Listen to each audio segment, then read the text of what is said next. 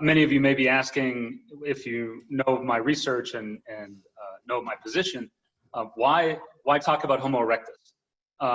And I will say that I am not a fossil expert specifically, but one of my main primary interests is in human skeletal biology and modern humans. And Homo erectus is really, I think, a linchpin in the evolution of humans and our broader timescale of hominin evolution, in that, and as you'll hear today, in that the postcranium, everything from the head down, really starts to take on modern form with Homo erectus. And so I'll talk about some of the specifics, so we'll get into some of the nitty-gritties of Homo erectus. I even have a visual here in case we have the chance to pull things away from the PowerPoint. And then I'll tell some stories, and in fact, that'll sort of be the bulk of it, is what Homo erectus meant, not only in our current understanding of human evolution, but also from the perspective of science and how we got to where we're at today. So, without further ado, let me get started with Homo erectus, or upright man. Sorry, it's not cooperating. There we go. So Homo erectus represents one of the original missing links in the storied search for our origins. We know that this fossil species of hominin, or what we refer to our ancestral humans, the hominin is the subfamily that includes the extant genera Homo, which we belong to obviously, and Pan, which the chimpanzees belong to. We know that hominins roamed the planet for nearly, Homo erectus in particular, roamed the planet for nearly the past 2 million years. He was the first fossil species to leave Africa, and the first to manipulate fire, and the first to create relatively complex stone tools. But as interesting as Homo erectus is as a fossil species, it's the discovery and search for this evidence and this elusive hominin that is a tale to tell, and that's what I'll talk about today. So our story of this international man of mystery actually begins with the discovery of the first Neanderthal fossil in 1856 in Feldhofer Cave on the Neander Valley near Dusseldorf, Germany. In the shadow of the European Enlightenment and the scientific revolution, the age of the Industrial Revolution and colonial expansion and imperialism across the world, the idea of human origins was brought beyond a traditional biblical explanation and into a more scientific one. And this really led the search for human origins into new worlds that Europeans were expanding into. When Neanderthal 1, as this original Neanderthal find is termed, was first discovered, scientists had never seen a specimen like it. But they recognized that the low, oval-shaped skull with thick brow ridges and strong bones would be an early human fossil.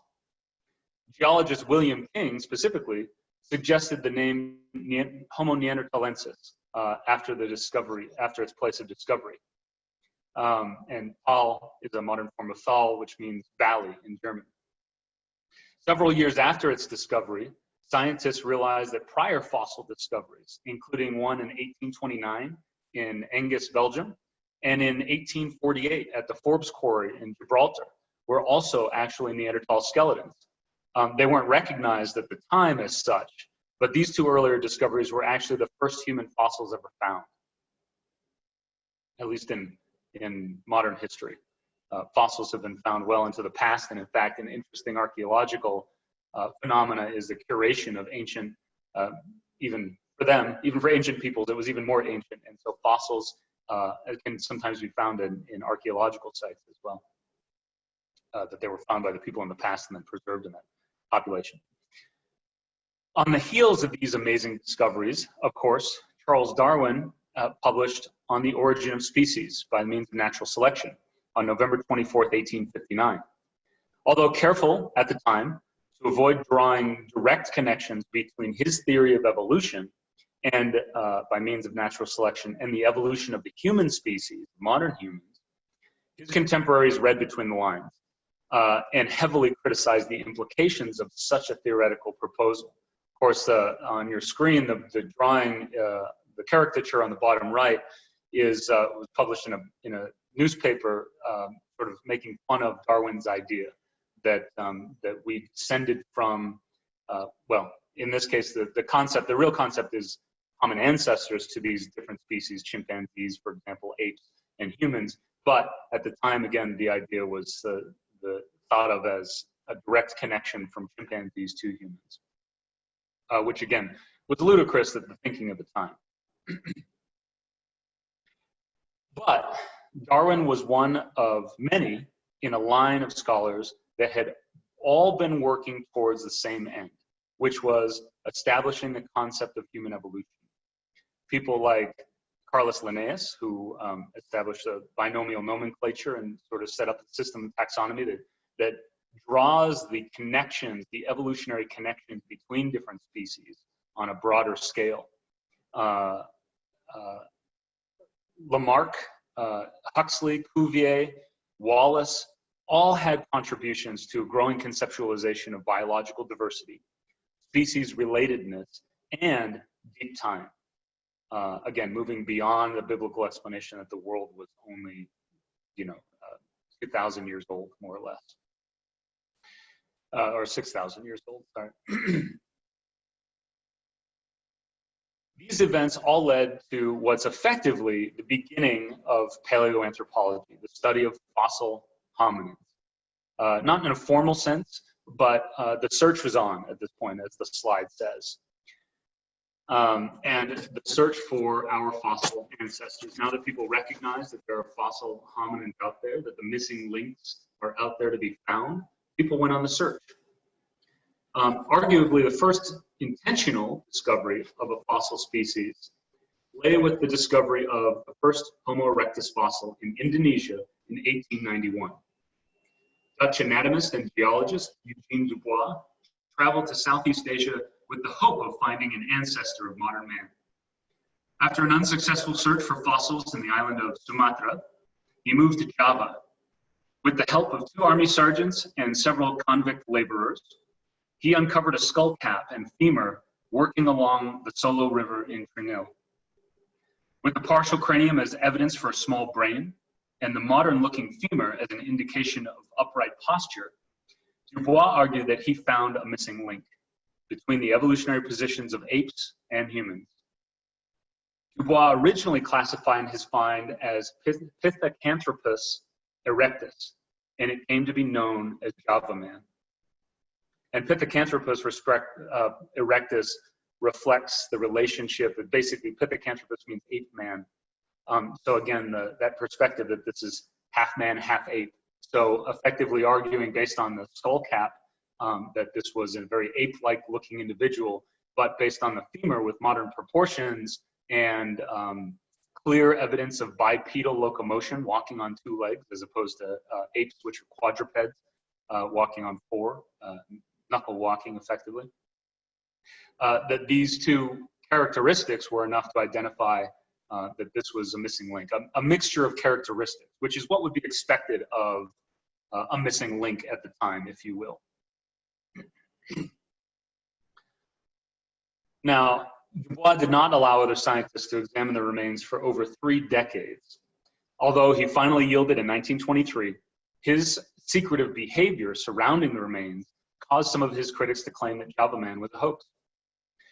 Remember that it was also during this time, in 1912, that Charles Dawson also claimed to have discovered the missing link in Pleistocene gravel beds near Piltdown village in Sussex, England, a hoax that was not completely discounted until 1953.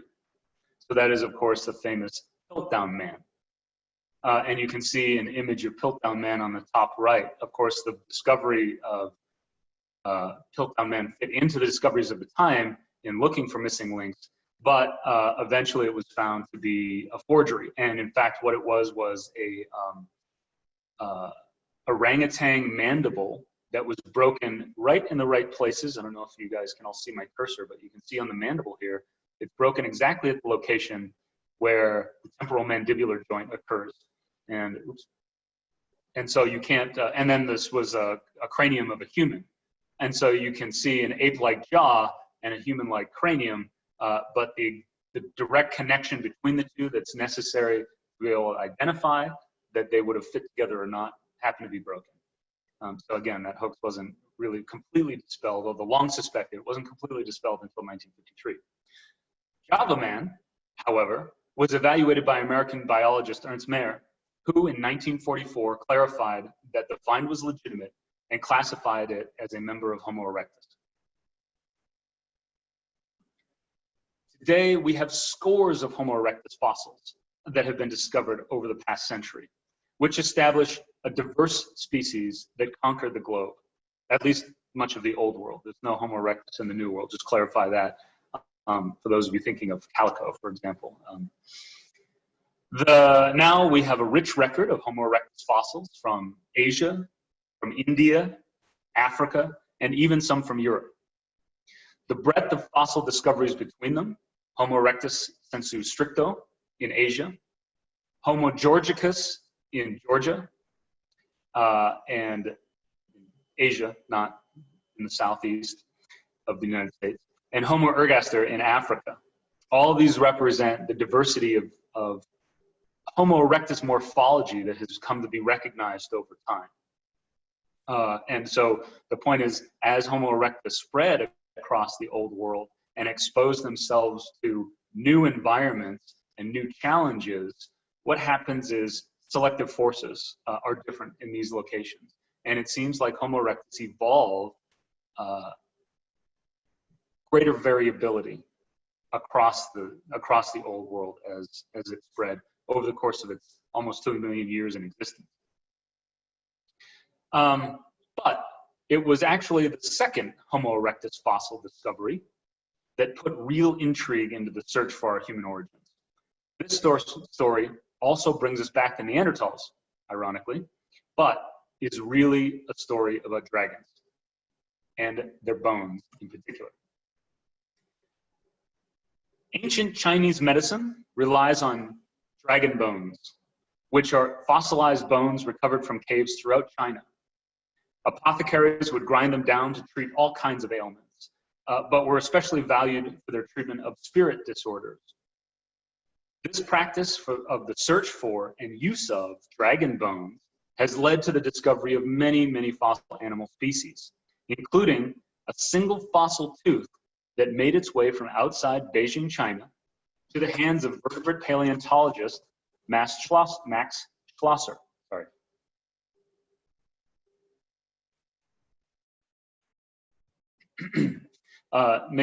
So the tooth makes its way, and this is the tooth here, makes its way into the hands of Max Schlosser, vertebrate paleontologist in Germany in 1903.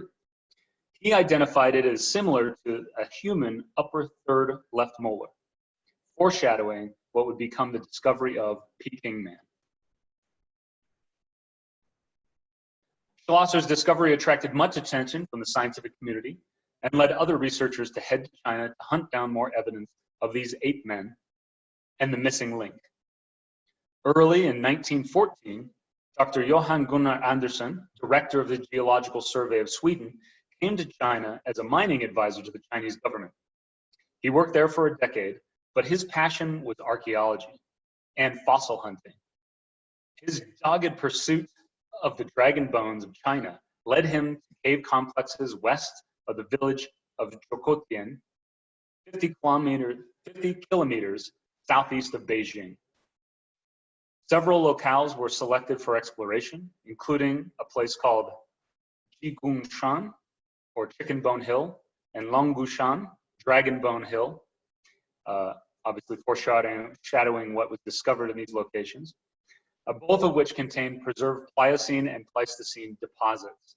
And that's, of course, the time range in which Homo erectus was roaming the old world during the Pliocene, the latter part of the Pliocene, and most of the Pleistocene.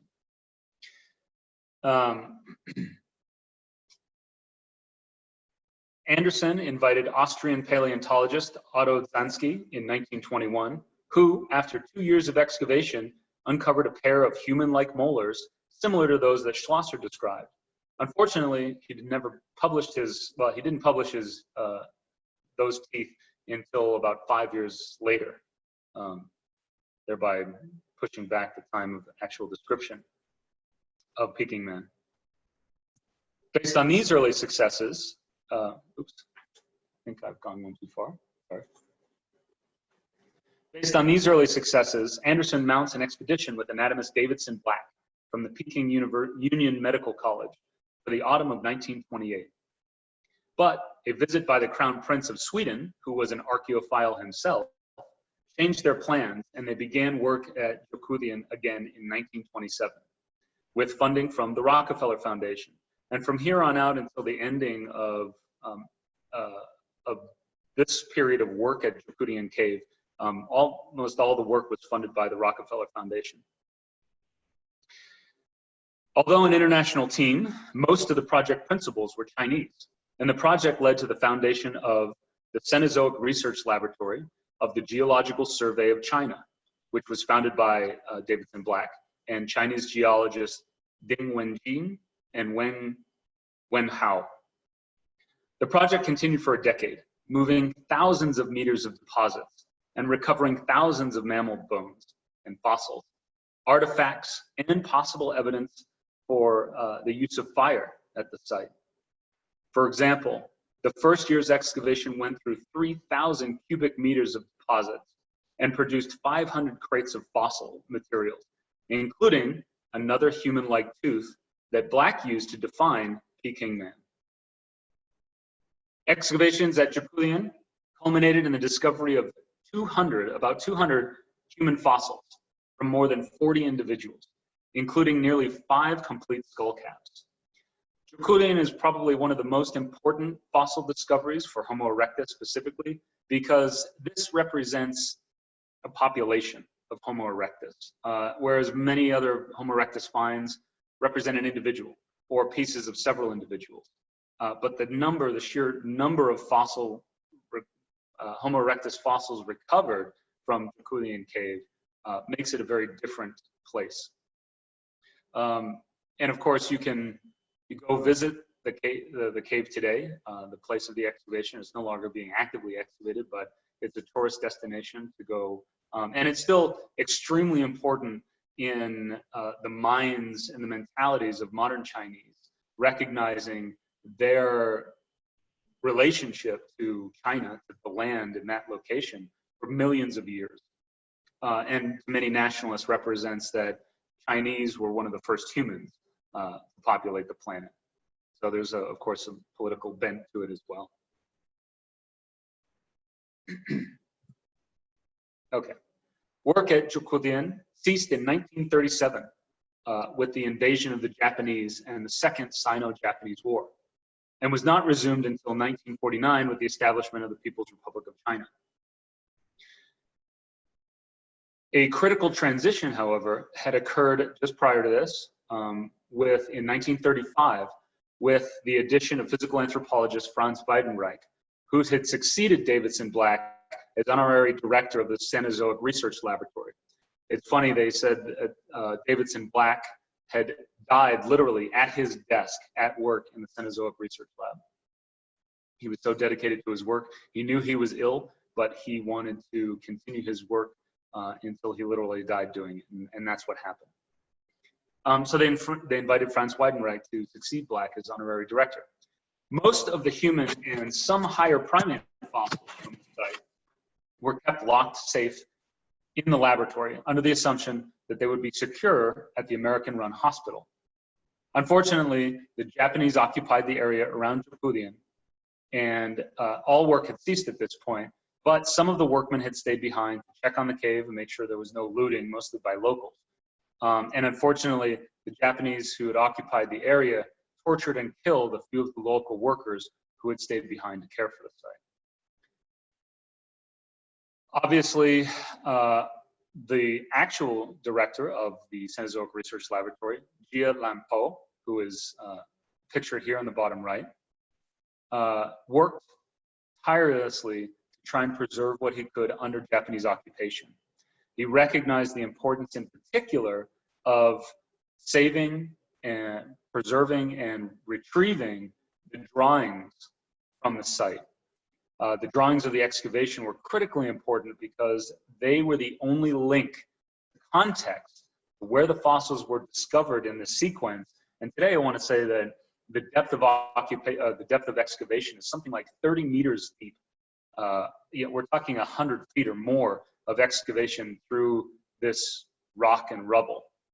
And again, after a decade's worth of excavation, there's a lot of material, a lot of information that has to be kept track of. So the fossils that came out of Zhoukoudian were labeled with numbers, and those numbers would be meaningless without the drawings of their context, of the finds themselves. So Ji Lampo worked for 2 months every day, being searched by the Japanese occupiers to copy the field drawings of the excavations. He translated them first from the original scale of 1 to 100 to 1 to 200, shrinking them down effectively. And he transposed them onto extremely thin paper that could pass for toilet tissue. And every day he would sneak out some of his drawings, and he also would manage to sneak out some of the photographic negatives on his person.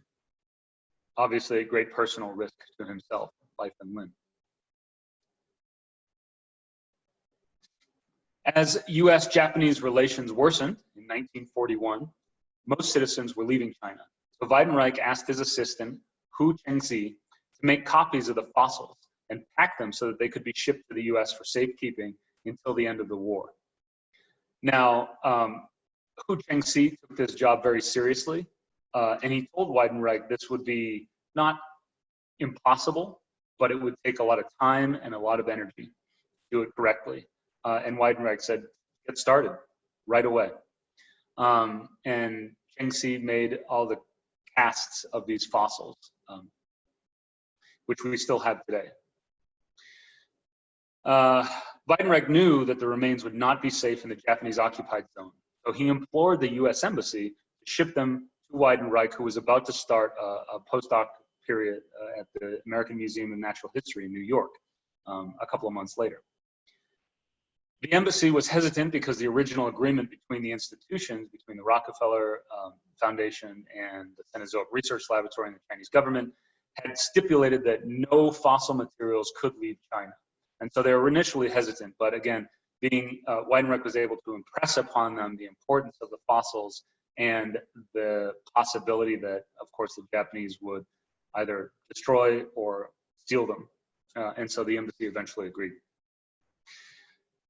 2 crates were packed by Hu Chengxi and placed on in foot lockers and placed on a US Marine vehicle at the Cenozoic Research Laboratory storage facility, and were sent out the gate to the Marine barracks in Peking, just a few short weeks before the Japanese bombing of Pearl Harbor. Those crates have never been seen again. The crates were transported, well, they were to be transported to the US aboard the transport ship, the SS President Harrison, from the port of Qinhuangdao, near the Marine base camp of Holcomb. Apparently, however, the fossils were to travel, the SS President Harrison never made it to the port in the first place. They encountered Japanese warships just as the war broke out, and the ship ended up running aground.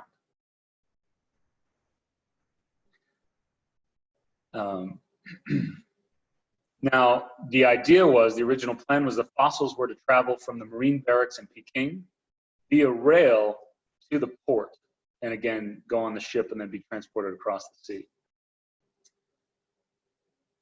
As I said, those crates, those footlockers were never seen again. Abundant theories have been posited as to their whereabouts. Some claim that they were stolen by the Americans. Some claim that they were stolen by the Japanese. One account suggests that they were actually left in storage at the Cenozoic Research Laboratory storage facility under Japanese occupation and were eventually destroyed by the occupants when, in a highly recorded book burning incident, fossils were dragged out of storage and smashed to bits in the street along with burning of books. Some suggest that the crates made it on board the ship only to be sunk by Japanese forces off the Yangtze River on December 8th, which Chinese time would have been the bombing of Pearl Harbor on December 7th in the US, when they declared war on the US. Noel Boaz, who co-authored a book about the fossils called Dragon Bone Hill, believes that the crates were discovered after the transport train was captured by Japanese soldiers and just simply dumped off of the train by the soldiers. After which he suggests the fossils were probably collected by locals, sold to apothecary shops, and ground up for traditional medicine, or again, dragon bones. Their disappearance was kept quiet until about 1942, when the press got wind of it and turned it into an international scandal. The discovery was publicized by Japanese paleontologists who had come to China specifically to study the fossils and found only the casts. In fact, they went to the vault at the Cenozoic Research Laboratory, opened it, and only the casts were there. Of course, they were extremely disappointed and upset, and that's when accusations started to fly. Sorry, I need a drink. Okay. The missing Zhoukoudian fossils became an international mystery for the next several decades, actually, including a claim by the New York Times in 1971, which is posted here on the right, that a Dr. William Foley, who was a heart specialist at the Peking Union Medical College, was placed in charge of safely removing the fossils from China at the start of the war. Unfortunately, his accounts of the packing were inaccurate and his claims discredited. He had very specific accounts of how the fossils were packed, and in particular in glass jars, which is not the way that they were packed initially. Which, again, the crates were the critical element there, but with plenty of packing material around it does not damage the fossils, because although they're stone, they can still be broken and ground up, obviously. More recent claims, back in 2010, by Richard Bowen, the son of a US Marine, who led paleoanthropologist Lee Berger of the University of Witwatersrand in South Africa to look at a location for his father, where his father had claimed to have dug up the box of bones while stationed in the port city of Qinhuangdao in 1947 during China's Civil War.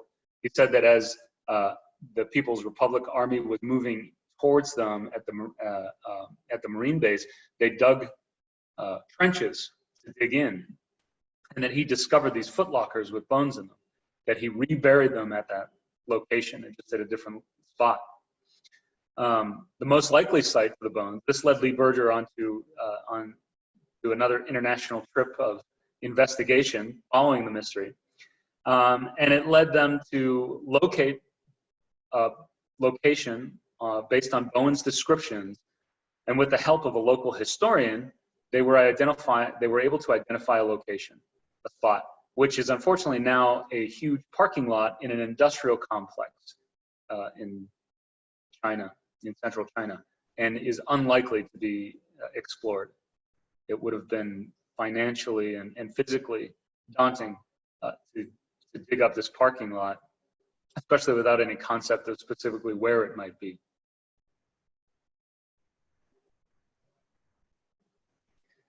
So all that leads us to the story of the discovery of, or the discoveries, the early discoveries of Homo erectus. And like I said, there have been dozens of discoveries since then. Homo erectus fossils are one of the more common fossil hominin species to be documented in the past, which is fortunate for us in our understanding of fossil human or hominin evolution. But the question is, where does Homo erectus fit in the scheme of our human lineage? And it all begins with variation. George Gaylord Simpson, who was a noted paleontologist and evolutionary biologist, and actually finished his career here at the University of Arizona, stated in 1961 that it is among the truly basic and universal facts of nature that all species vary. And in fact, that's a critical tenet to Darwin's theory of evolution, that selection acts upon variation. And variation is what helps variation is inherent in every generation, and it's what helps move evolution. And the same is true of species in the past as well, including our fossil ancestors. In fact, that's for a long time, debates in paleoanthropology reflect the limited understanding of variation of past fossil species, in which if you only have one or a few specimens, how can you incorporate the diversity of that species in your understanding? Where do they fit into the human lineage? And so we in the discipline like to call it the difference between lumpers versus splitters. You like to lump a bunch of fossil species together and say this represents the diversity of these fossils in the past, or do you split them out and say these are all separate species that were existing at the same or similar times? And again, it's led to Geraldo-style chair-throwing incidents at conferences and arguments that have ruined people's careers and left many a grad student crying in the corner. Homo erectus differs from many previous hominins in that it is essentially a cranially defined species. So as opposed to many of our other fossil hominins where we look at differences in body size and the shapes of the long bones in particular, and I'm looking for primarily evidence of bipedal locomotion, walking on two legs, but also all of the structural changes that happen in the skeleton associated with that. The major difference is that Homo erectus is effectively postcranially a modern-looking species. So, vault characteristics, so the cranial vault of Homo erectus, which again, some of the early finds were these vault cranial elements. Vault characteristics include a moderately sized cranial capacities, ranging from about 700 cc's, or cubic centimeters, in East Africa and Georgia, to over 1,200 cc's in China and Indonesia, with some gradual increase in average through time as you move over that 2 million year period. Let me contextualize this a little bit. Modern human cranial capacity on average is about 1,450 cc's. So you can see the Chinese or the Indonesian Homo erectus approach modern cranial capacity. In addition, again, our species, one of the most populous on the planet, at least one of the most successful, there's a huge range. So 1,450 cc's is the average, but it ranges from as low as below the thousands and to as high as above 2,000 cc's. And so there's a lot of difference, there's a lot of variability in cranial capacity in our species. But for the most part, Homo erectus, you can see this slightly tighter range. But what's most important is that this is a significant increase from previous species. And most all of the Australopithecine species and Paranthropine species, the robust Australopiths and the early bipedal hominins on the savanna, their averages were 500, 450 cc's. Even the earliest species in our Homo lineage, Homo habilis, was somewhere around 600, 550 cc's. So we're talking about a significant jump, especially when we're looking at this 1,200 average cc's from Indonesia and China.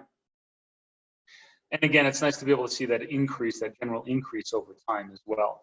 Now, the thing that's probably important to point out is that a lot of that increase is also associated with the expansion of Homo erectus out of Africa into the other parts of the old world. So you're getting multiple variables working towards that. Homo erectus is also characterized by a general hypertrophy of cranial bones, most notably seen in the supraorbital tori. And so I will bring this up. Hopefully you can see it. My image isn't too small. Supraorbital tori are these ridges over the eye bones. And this is, again, something that was also recognized in Neanderthals and called out as being one of the elements that define them as a primitive-looking, human-looking cranium, but more primitive, it was more robust. So you can see these brow ridges are very different than what we have today. Although I do see people on the street with pretty prominent brow ridges, or these supraorbital tori. In occipital tori, so the back of the head as well, has a very pronounced muscular attachment. They would have had these massive neck muscles. Angular tori and the midline. So the midline right down the center of the cranium has what we refer to as a sagittal keel, which means it sort of comes to a point or a peak in the middle. And again, this has to do with largely musculature as well as shape of the cranial vault in general. And then overall, a very thick cranial vault bones compared to modern humans. And so again, almost all of these, well, all of these are what we would consider primitive characteristics, meaning they are more associated with previous hominin fossils and the evolution of the Australopithecines, as opposed to later in time and modern Homo sapiens. And of course, you can just look in the mirror to appreciate some of the cranial morphology of modern Homo sapiens. We generally have very soft, not protruding brow ridges. We do certainly have some robusticity in the back of the cranium, but it's not nearly as pronounced as what we see in Homo erectus. Now, Homo erectus has some other, of course, interesting characteristics, and teeth play a major role in the identification of Homo erectus from very early on. Remember Max Schleser's discovery of those teeth and identifying them as looking human. But again, they were fossilized, so we recognize the antiquity of them and the importance of what would become recognizing Peking man. As far as tooth characteristics go, Homo erectus exhibits smaller occlusal surface areas, so that's the chewing surface of the tooth, and less roots than earlier Homo species had, as the roots start to reduce. They also had enlarged articular surface areas for the long bones. That means their joints were bigger than previous hominins. They had deep trochlea in the femora, that's where your cruciate ligaments attached to. They have double meniscal attachments of the proximal tibia, and again, that's associated with the cruciate ligaments. They had much more narrow pelvis and what we would call marked iliac pillars, again, the structure of the pelvis. And finally, a medial torsion of the ischial tuberosity. And I apologize if all these terms, for those of you that are anatomists, you'll appreciate these. For the rest of you can wake up because I will move on to other things. But what's most important is that these characteristics also appear to be retained from this point on in all post-Homo erectus skeletons.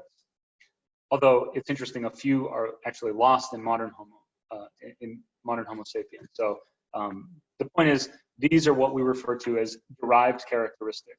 So they develop when we first recognize them with Homo erectus.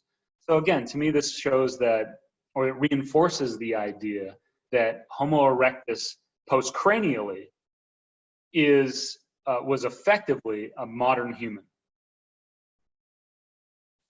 They were also very tall, as you can see here, 4'8" to 5'7" on average, based on the ability to reconstruct stature from some of the long bones. But so there's a dichotomy here. There's a distinct morphological dichotomy between the cranium, which, although the brain is getting bigger, although cranial capacity is increasing significantly, the morphology of the cranium, the shape of the skull, the robusticity of it, the muscle attachment, are all much more robust, much larger than modern humans. So there's still these primitive characteristics on the cranium, and then you get these derived characteristics in the postcranium. So to me, I would argue this is as close as you get to a missing link, in the sense that you've got these combined primitive and derived characteristics. Although I probably shouldn't use that word, missing link is a misnomer. It's from, historical context that really were taken out of that that misunderstanding of the evolution of hominins. But people like it. It gets the point across. So as has been widely noted, the brain is an extremely costly organ. And this is where some of these physical implications that we study in the skeleton have real implications for human and hominin biology. So the brain itself and the increase in size of the brain that we see with Homo erectus is critically important to think about in energetics. as well as the nature of the body, the size of the body and energetics in Homo erectus. So the brain is an extremely costly organ from a nutritional perspective, consuming about 16 times as much energy as does muscle by weight. From estimates of Homo erectus body size of about 130 pounds, more or less, Leonard and Robinson reconstructed in 1992 the proportion of resting energy required to support the brain of Homo erectus to be about 17% of total resting energy, or some 260 kilocalories, out of a 1,500 calorie energy budget. So this is a significant portion just in resting energy. These differences suggest that Homo erectus must have had a more energy-rich diet than earlier hominids. And in fact, the archaeological evidence points to meat consumption at hominid sites. Although some researchers have suggested that honey and tubers may have played a significant role, but the archaeological evidence for those is much more difficult to justify. So what we do have is clear evidence for increasing reliance on animal resources, which was an important part of a dietary shift. Supporting evidence again comes from tools, from faunal remains that show evidence of processing, and from another interesting place, which is tapeworm phylogeny. Phylogeny being the evolutionary connections between species. The molecular phylogenies of the two most closely related human-specific tapeworms, T. sanguinata and T. asiatica, suggest the species diverged sometime between almost 1 million and about 1.7 million years ago. So this is right about the time, again, that we see Homo erectus, early Homo erectus developing and then moving out of Africa. I will say there has been some research on tuberculosis as well, and the split between various types of strains of tuberculosis has been traced back somewhere around 1 million years ago as well. So there are other avenues to be able to consider where evolutionary divisions occur and where things may have originated that have stuck with humans and subsequent hominin species to the present. So tapeworms are one of them. Now, the cost of this energetic cost that I'm talking about of growing big brains is not just expensive in an energy perspective, but it also increases maternal costs in both energetics terms during pregnancy and lactation, and in terms of decreased locomotor efficiency related to a broad pelvis for accommodating large-brained infants.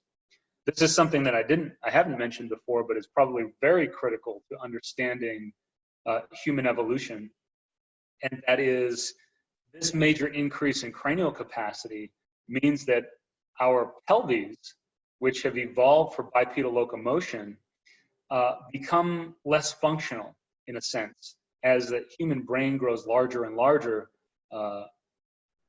it's more difficult to squeeze the brain through. And so evolutionary biologists have suggested that, of course, humans are born developmentally prematurely compared to many other animals, which is true. And part of this is in order to accommodate our large brains fitting through a narrow structural mechanism that's designed to deal with bipedal locomotion. So we're talking about, again, not just growing big brains inside moms' bellies, but also having to carry that big brain around and then having to try and push it through the pelvic inlet. So Homo erectus is also very tall, of course, I mentioned that, compared to all previous hominins. And data suggests that body size increase is an important shift in between Homo erectus, particularly Homo erectus sensulato and Homo erectus, and Homo habilis, the previous Homo species in that area. So there's a big jump in body size as well. Height range between, like I said, 147 and 173 centimeters, or 4'8" to 5'7". And with this body size increase, as well as what's been documented as probably a decrease in sexual dimorphism between males and females of the species. Homo erectus is only moderately sexual dimorphic. And an increasing home range size. Again, longer legs, greater mobility, you're probably getting a greater increase in home range size. And obviously that only fits into the model of Homo erectus spreading across the old world as well. These are all generally considered responses to shifting climate patterns, in particular to from moister to a drier or more xeric conditions, and more patchily distributed resources in East Africa around and slightly before the origin of Homo erectus. And so many paleoanthropologists argue that these physical characteristics that we see in Homo erectus are the direct result of selective pressures on these species, on these hominin species, and this change in climate in East Africa.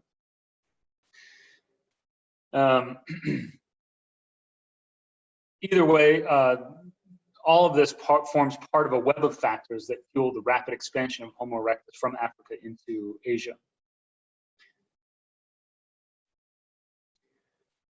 Growth and development have also been major points of contention with Homo erectus. Given concerns over brain and body size increases and energetics, much of what we know has been significantly influenced by the remarkably complete skeleton of a subadult, KNM-WT 15,000, discovered in 1984 in Neanderthal, West Turkana, Kenya. This individual has been affectionately nicknamed Turkana Boy. Evidence suggests that Homo erectus matured earlier than modern humans, and a lot of this evidence comes from this specimen in particular. Turkana Boy and that Homo erectus probably matured skeletally by about 15 years of age. Turkana Boy's molars, for example, in the process of eruption, indicates a juvenile individual, with the second molars erupting, but the third molar still in process. And we know the third molars are your wisdom teeth, and develop between about, well, on average, about 18, more or less, between 16 and 20, if you want to include the range. However, studies on tooth microstructure indicates that the individual was actually only about 8 or 9 years old when he died. So what we would estimate in an individual today in modern humans to be an individual who was, let's say, 16 to 18, for example, it was actually in Homo erectus time, 8, 9 years old. He was further estimated to be a male individual, hence Turkana Boy, based on his pelvic morphology. And he stood about 1.6 meters tall, 5'3". So for a 9-year-old in modern humans, that's pretty impressive. And he weighed about 48 kilos or 106 pounds at death. In addition, however, what was interesting is that he also had evidence of disease in his vertebrae, causing a subtle curvature and probably slowing his movement. And it's tough to say whether that contributed to his premature death or if there were other circumstances. No other physical evidence for what could have caused his death directly. Okay, in the end, the story of Homo erectus is the story of our human lineage. The fossil discoveries of Homo erectus, mystery and intrigue aside, played a very significant role in redefining how we think about fossil hominin diversity and its contributions to the evolution of modern humans. Homo erectus evolved at a time of significant environmental change in the past, which likely pushed some of the primary characteristics we see in modern humans, such as larger brains, tall bodies built for distance, complex tools and behavioral adaptations. One of the things I didn't talk about is the evidence for fire, which there's been numerous locations where evidence for fire associated with Homo erectus time period have been identified. And some of them are, of course, very controversial. The debate keeps being pushed back. But the other thing that I didn't mention is evidence for shelter. And there is evidence, again, for sites that date to about the time period of Homo erectus, that there's evidence for small brush structures. And of course, use of caves like Zhoukoudian cave are great examples of places where Homo erectus were actively mitigating the environment. They were dealing with the environment not just by manipulating fire, but by building or utilizing structures, as opposed to, not that other animals wouldn't, of course, use caves and rock shelters for protection, but again, it's different. And of course, the tool suite, what's referred to as the Zhoukoudian stone tool tradition, characterized by a classic form of the hand axe, which I always joke with my students is the Swiss Army knife of Paleolithic tool technology, because it has a cutting edge, a pointy edge, a smashing edge. But what's most important is that the toolkit moves beyond simply the Zhoukoudian hand axe, and it moves into the use of the stone flakes that they would make, that would come off of creating those hand axes. So it really represents a more diverse assemblage. And what I point to these as representing are behavioral adaptations. So up till now, for the most part, and of course, we push that back a little bit with the earliest stone tools associated with early Homo species, Homo habilis in particular, for example.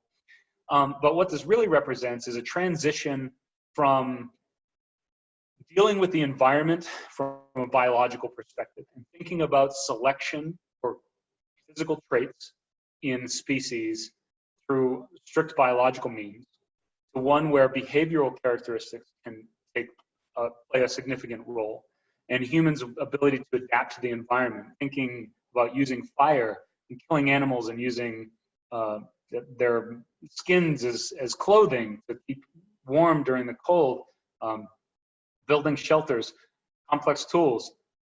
You have to start thinking about the social relationships in Homo erectus groups and how all of this plays out, passing on information from one generation to the next, how to make tools, how to use fire, all those sorts of things.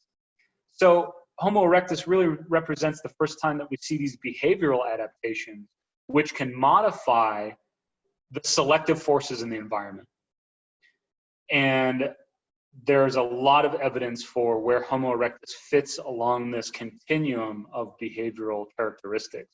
And of course, from this point on, we see significant increase in social complexity in these behavioral adaptations, leading eventually to modern humans. And the final physical changes really represent those last ones associated with increased cranial capacity and a gracilization, less robust crania in particular, smaller teeth, smaller faces. Again, many people would argue a relaxation of physical environmental pressures on these species and an increase in reliance on behavioral adaptation. So these changes all allowed Homo erectus to expand out of Africa and be subject to additional evolutionary selection and diversity. I argue that Homo erectus represents the first time when we can see some of our humanity in a fossil species. He was truly the first international man of mystery.